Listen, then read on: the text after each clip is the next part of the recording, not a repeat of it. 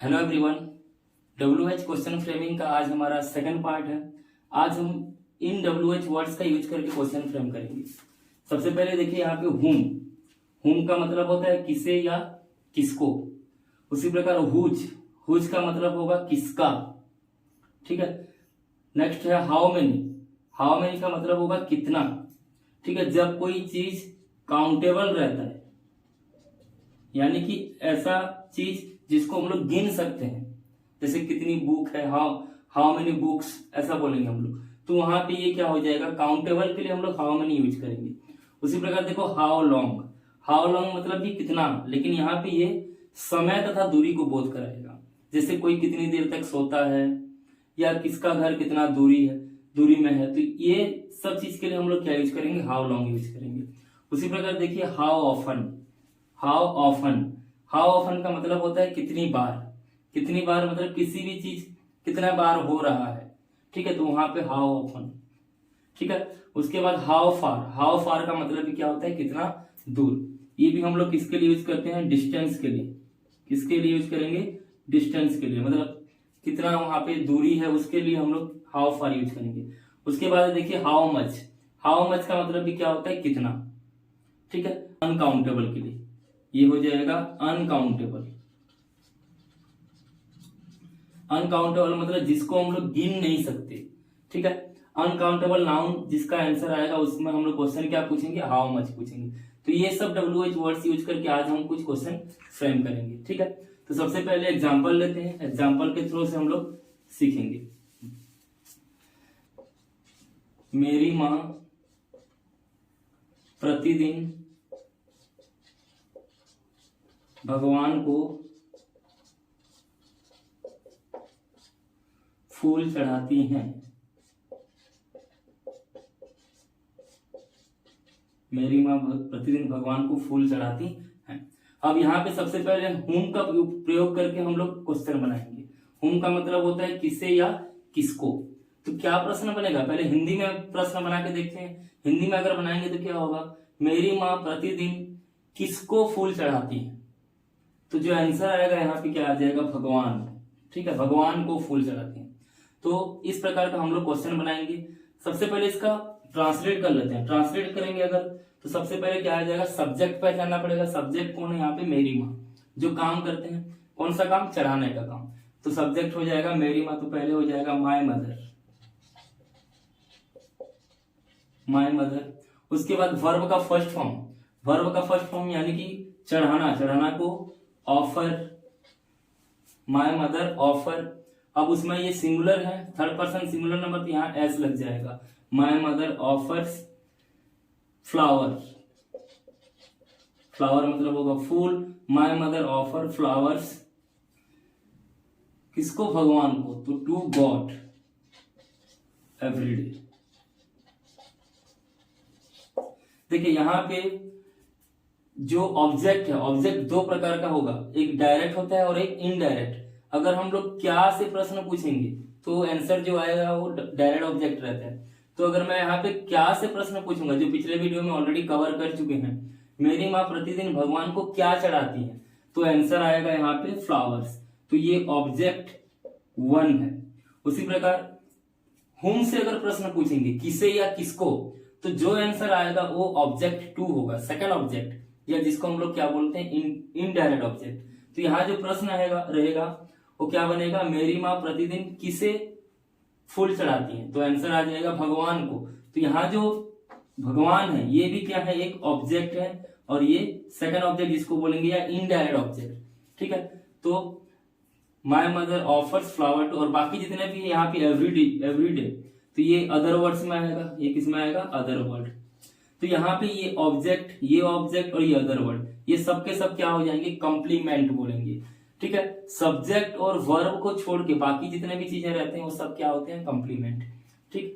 तो इस प्रकार से ये, तो इसका अगर हम लोग WH टाइप क्वेश्चन बनाएंगे तो स्ट्रक्चर वही होता है। सबसे पहले WH आएगा, फिर हेल्पिंग वर्ब, फिर क्या आ जाएगा, सब्जेक्ट, फिर वर्ब का फर्स्ट फॉर्म, उसके बाद अगर कंप्लीमेंट है तो कंप्लीमेंट, और लास्ट में क्वेश्चन मार्क। ये हमेशा इस टाइप का फ्रेमिंग होगा।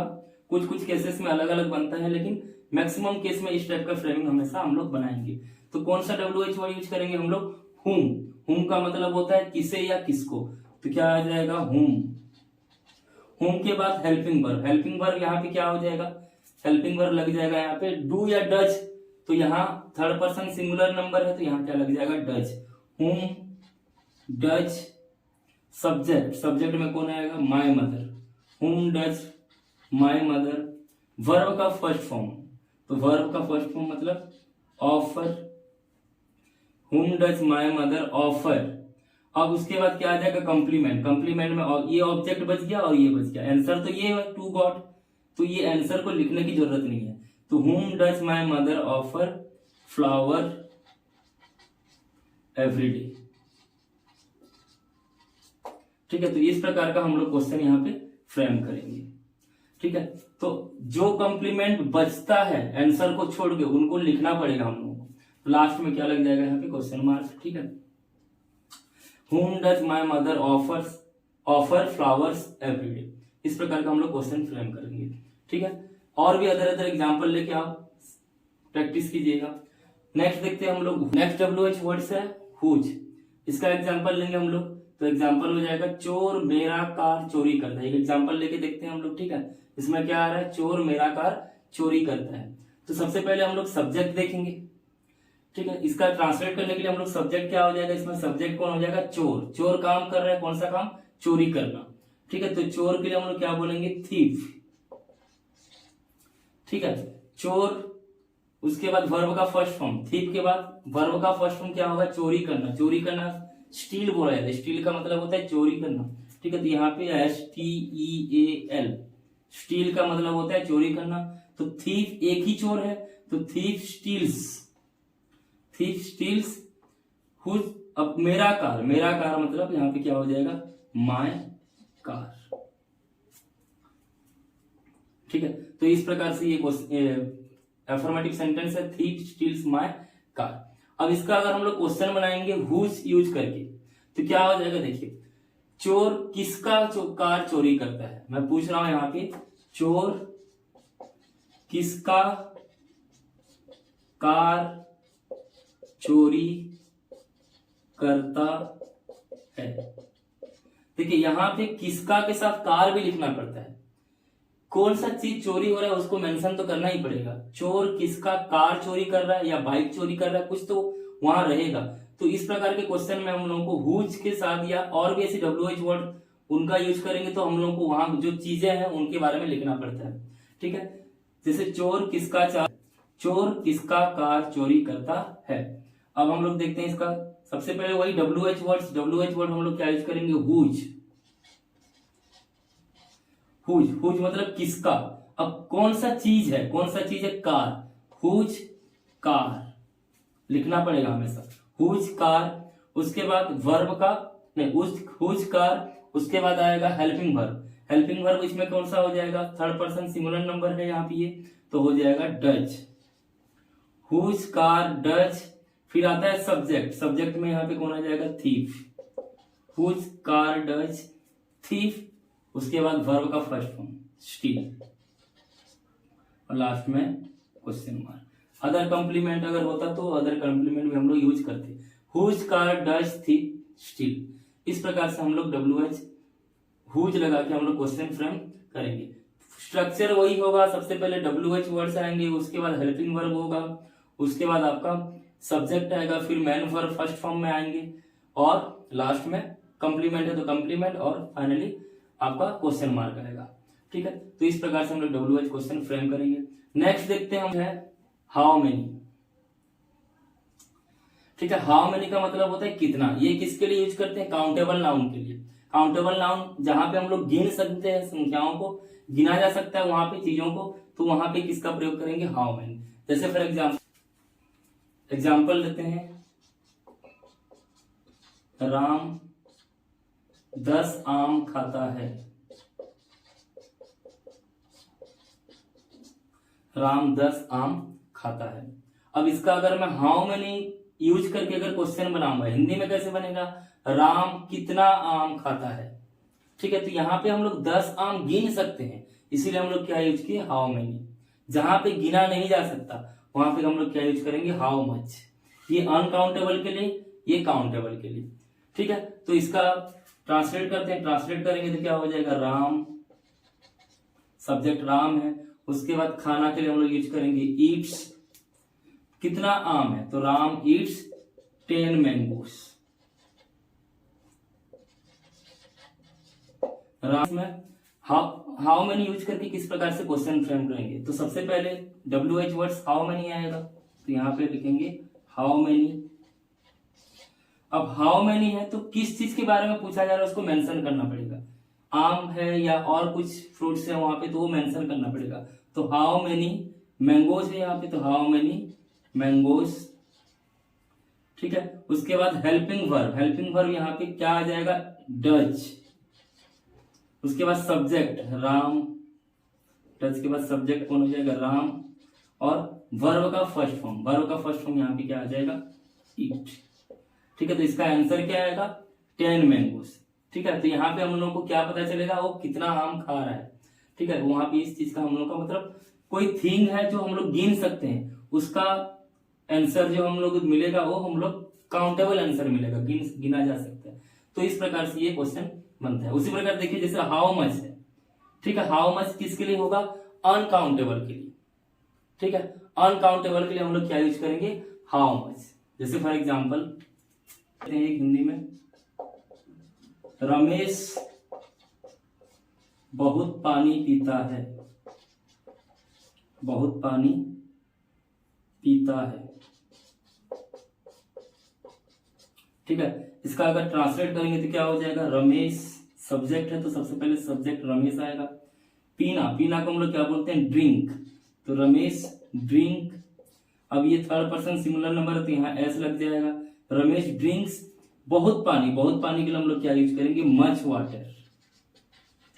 ठीक है, रमेश ड्रिंक्स मच वाटर। अब अगर इसका मैं हाउ मच यूज करके अगर मैं क्वेश्चन पूछूंगा तो हिंदी में क्या होगा, रमेश कितना पानी पीता है। ठीक है, तो यहां मेंशन किया गया है बहुत पानी। बहुत पानी मतलब वहां गिना नहीं जा सकता उसमें। अगर यहाँ पे 1 गिलास 2 गिलास रहता तो हम लोग गिलास को गिन सकते हैं।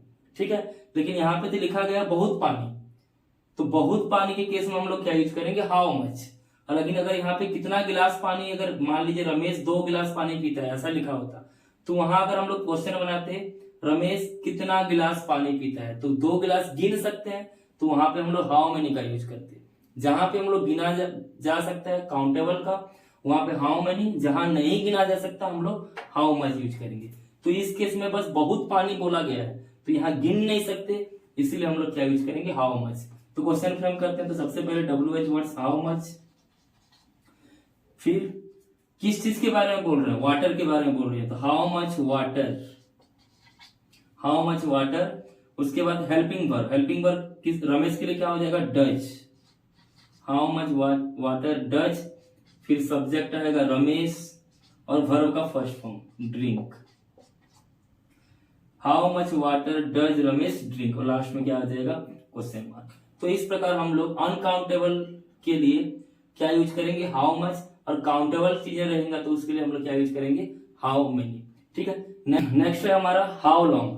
हाउ लॉन्ग का मतलब होता है कितना समय या कितना दूरी। ठीक है, एक एग्जांपल लेके समझते हैं। मेरा भाई 10 बजे तक सोता है। ठीक है, यहाँ पे जो प्रश्न पूछा जाएगा, जैसे मान लीजिए कितना समय तक हम लोग बोलेंगे या कितनी देर तक भी बोला जा सकता है। ठीक है, तो मैं इसका ट्रांसलेट करते हैं। ट्रांसलेट करेंगे तो क्या हो जाएगा, मेरा भाई, तो यहाँ हो जाएगा माय ब्रदर, माय ब्रदर। सोना, सोना को क्या बोलते हैं, स्लीप्स। ठीक है, स्लीप यहाँ पे एस लग जाएगा, तो माय ब्रदर स्लीप्स कितने बजे तक, 10 बजे तक, तो वहां पे क्या यूज करेंगे, टिल 10 o'clock। ठीक है, टिल 10 o'clock। यहाँ पे जो टिल का मतलब होता है तक। ठीक है, समय के लिए हम लोग क्या लगाते हैं, टिल, या कोई दूरी के लिए भी हम लोग क्या लगाएंगे वहां पे, टिल। तो माय ब्रदर स्लीप्स टिल 10 o'clock।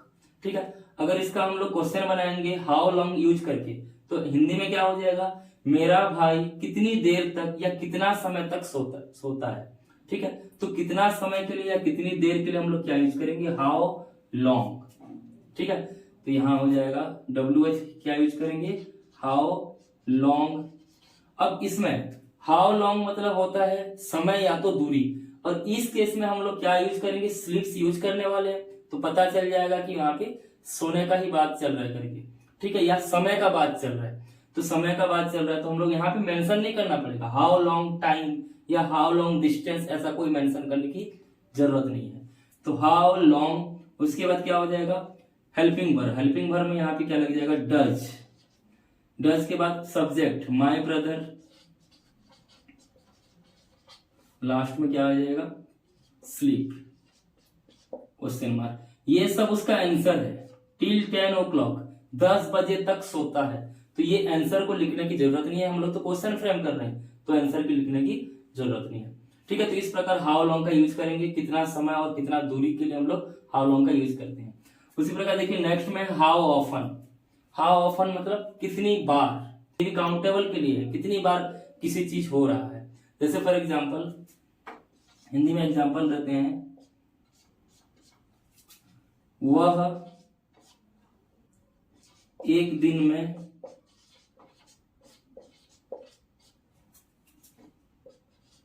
5 बार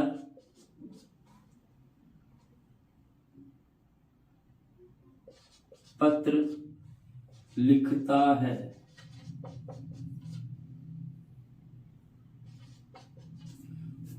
वह एक दिन में 5 बार पत्र लिखता है। ठीक है, तो यहाँ पे काम कौन कर रहा है, वह एक दिन में कितना बार लिख रहा है, 5 बार। तो यहाँ अगर प्रश्न पूछा जाएगा कितनी बार यूज करके, तो कैसे प्रश्न पूछेंगे हिंदी में, वह एक दिन में कितनी बार पत्र लिखता है।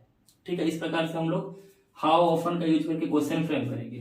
तो सबसे पहले इसका ट्रांसलेट करते हैं। ट्रांसलेट करेंगे तो क्या आ जाएगा, वह लिखता है, यानी कि ये पुल्लिंग है तो यहाँ हो जाएगा ही के बाद वर्ब का फर्स्ट फॉर्म राइट। अब यहाँ सिंगुलर है, थर्ड पर्सन, तो यहाँ क्या लग जाएगा, एस।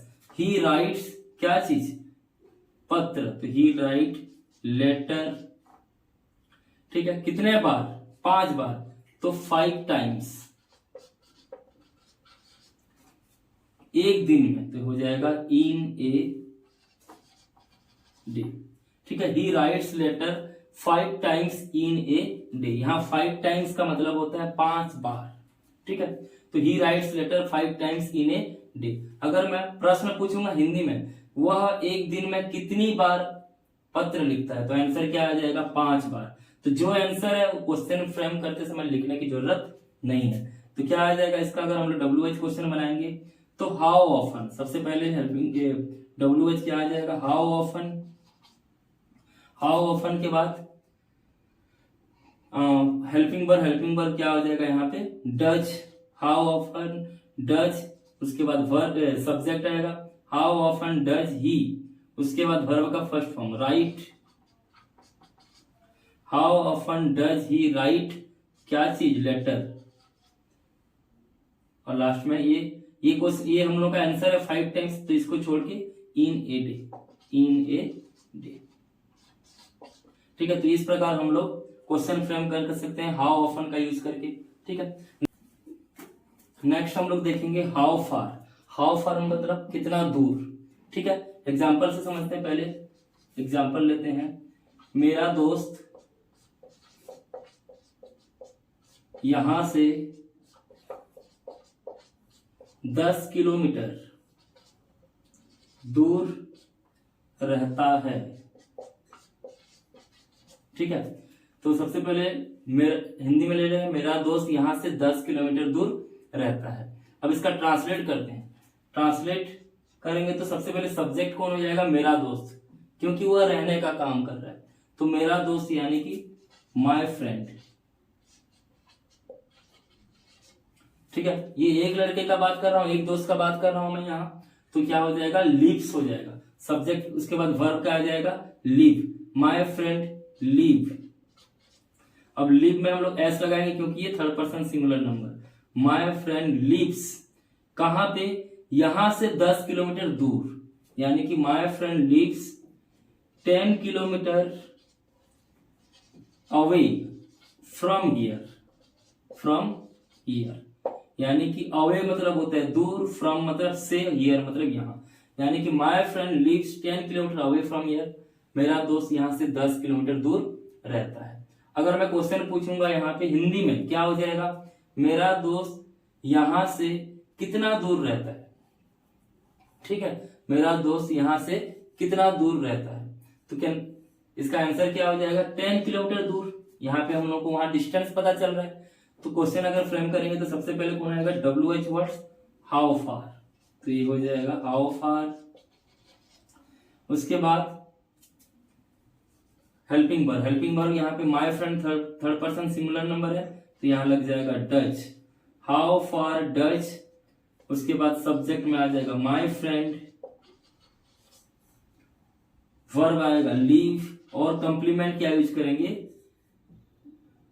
फ्रॉम हियर, ठीक है, तो how far does my friend leave from here, ठीक है, इस प्रकार। और लास्ट में क्या आ जाएगा, क्वेश्चन मार्क, तो how far does my friend leave from here, यहां से मेरा दोस्त कितना दूर रहता है, तो आंसर क्या आ जाएगा, 10 किलोमीटर अवे या 10 किलोमीटर दूर। तो इस प्रकार का हम लोग क्वेश्चन फ्रेम कर सकते हैं।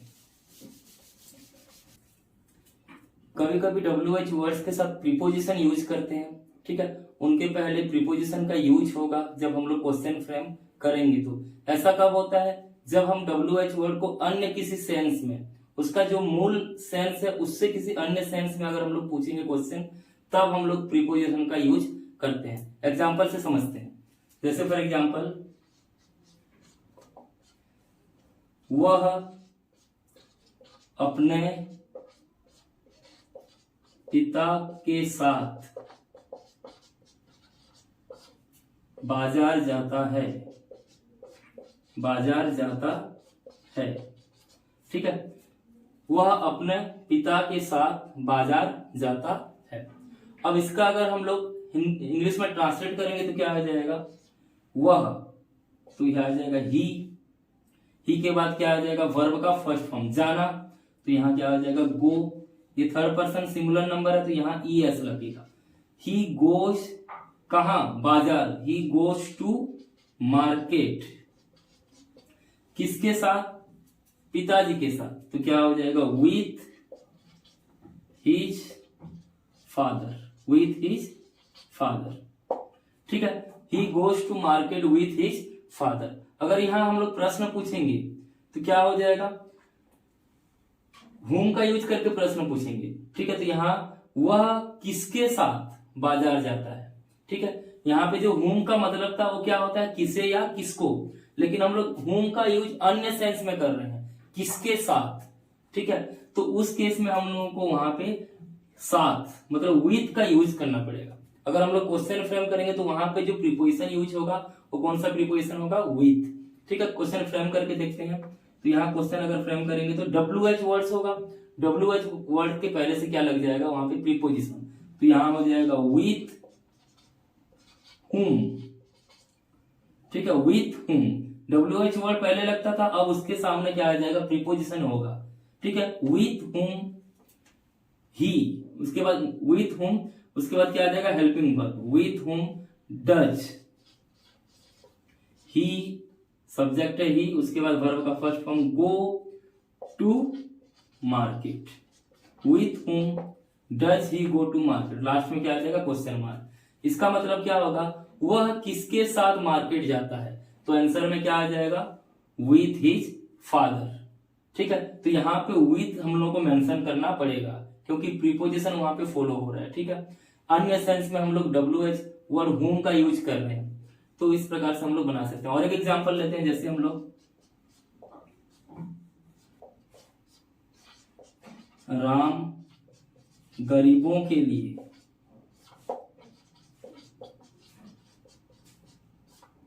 कमाता है, राम गरीबों के लिए कमाता है, ठीक है। मान राम गरीबों के लिए कमाता है, यानी कि यहाँ जो एक लड़का राम है वो गरीबों की बहुत मदद करता है, तो हम लोग कैसे बोल सकते हैं, बहुत ही मतलब उनके लिए बहुत खर्च करता है, तो राम गरीबों के लिए कमाता है। ठीक है, अगर अब इसका अगर हम लोग ट्रांसलेट करेंगे तो क्या आ जाएगा, राम कमाना, कमाना को क्या बोलते हैं, अर्न।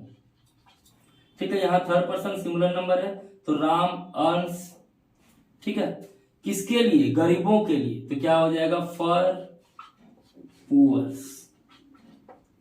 यहाँ पे गरीब, पुअर्स का मतलब होगा गरीब लोगों के लिए, यानी कि गरीबों के लिए। ठीक है, तो राम अर्न्स फॉर पुअर्स। ठीक है, इस प्रकार से हम लोग इसका सेंटेंस के, यहाँ पे जो फॉर है ये इसका मतलब होगा के लिए, तो राम अर्न्स फॉर पुअर्स। ठीक है, अगर हम लोग इसका WH वर्ड यूज करेंगे तो क्या आ जाएगा, सबसे पहले क्या लगाएंगे, अगर हिंदी में बनाएंगे तो राम किसके लिए कमाता है, राम किसके लिए कमाता है, तो वहां यूज करेंगे हम लोग, आंसर क्या आ जाएगा, गरीबों के लिए। ठीक है, तो क्या यूज करना पड़ेगा, फॉर, तो हम लोग यूज करेंगे, सबसे पहले प्रीपोजिशन क्या आ जाएगा, फॉर, उसके बाद हुम, हम लोग हुम का यूज कर रहे हैं तो फॉर हुम, उसके बाद हेल्पिंग वर्ब, तो हेल्पिंग वर्ब यहाँ पे राम है तो यहाँ लग जाएगा डच, उसके बाद क्या आ जाएगा, सब्जेक्ट राम, वर्ब का फर्स्ट फॉर्म और लास्ट में क्वेश्चन मार्क, यानी कि किसके लिए राम कमाता है, तो आंसर क्या आ जाएगा, गरीबों के लिए। तो ये आंसर को लिखने की जरूरत और नहीं है। तो इस प्रकार हम लोग WH वर्ड्स यूज करके क्वेश्चन फ्रेम कर सकते हैं।